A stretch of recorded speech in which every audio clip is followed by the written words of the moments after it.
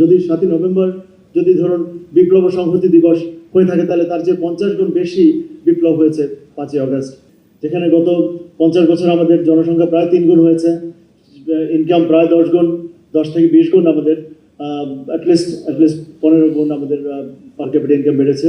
তো সেখানে আমাদের এই অবস্থা, তো মানে এই অবস্থা আমাদের হওয়ার কথা না। যে সেক্টরটা ইকোনমিক একটা মানে ব্লাড সার্কুলেশন সবচেয়ে বড় হৃৎপিণ্ডে যেখানে সঞ্চালন হওয়ার কথা, এর একটা বড় কারণ হচ্ছে আমাদের গভর্নেন্সের অভাব। রাষ্ট্রে যখন ম্যাক্রো লেভেলের দুর্নীতি, স্বজনপ্রীতি, দলীয়করণ এগুলো, এবং পরবর্তীতে আমরা দীর্ঘ সময় আমরা ফ্যাসিজমে দেখতে পেলাম, স্বৈরাচার, এক ব্যক্তির ইচ্ছা অনিচ্ছা সবকিছু চলা, এগুলোর একটা এসেনশিয়াল এফেক্ট কিন্তু পড়তে বাধ্য ইন অল সেক্টর। যেমন আপনারা দেখতে পাচ্ছেন যে শিক্ষায়, স্বাস্থ্যে কেন এত এত এত দুরবস্থা। মানে আপনি যদি হার্ট ফাউন্ডেশনে যান, সরোয়ারদেব হসপিটালে যান, ঢাকা মেডিকেল কলেজে যান, আপনি বুঝতে পারবেন। যাই হোক, একই অবস্থা আমাদের মানে ন্যাশনালাইজড কমার্শিয়াল ব্যাংকসগুলো তো এখন আর কেউ অ্যাকাউন্ট খুলতেই নিরাপদ বোধ করেন না। অনেকেই এখন মনে করেন ঠিক আছে প্রাইভেট ব্যাংক, আরও যারা আর একটু ভালো আছেন তারা বিদেশি ব্যাংকে যাওয়ার চেষ্টা করেন। কিন্তু আমাদের এমপ্লয়মেন্টের জন্য আমাদের ওই যে একদম গ্রামীণ ব্যাংক থেকে শুরু করে সবচেয়ে মানে সারা দেশে যাদের শাখা প্রশাখা এক্সপ্যান্ডেড, তাদের উপর আমাদের রিলাই করার কথা।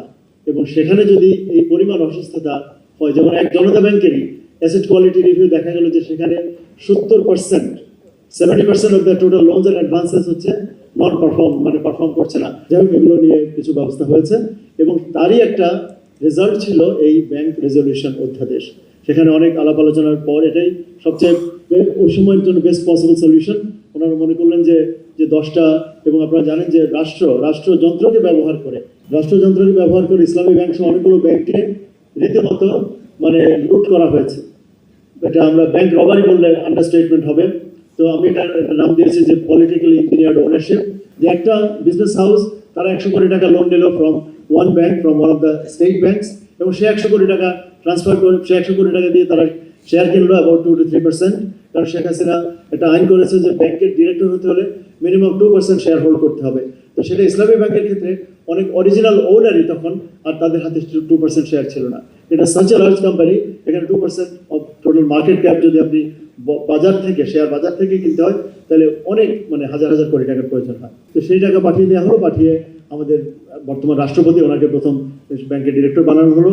তারপর তো বাকি আপনারা দেখেছেন যে কিভাবে একটা 5 স্টার হোটেলে, আই থিঙ্ক র্যাডিসন হোটেলে গিয়ে বন্দুক ধরে আমাদের রাষ্ট্রীয় একটা নিরাপত্তা সংস্থা বা একাধিক নিরাপত্তা সংস্থার সক্রিয় উপস্থিতিতে, ডেইলি স্টারের স্টোরি, সেখানে ওনারশিপ দিয়ে যাওয়া হলো।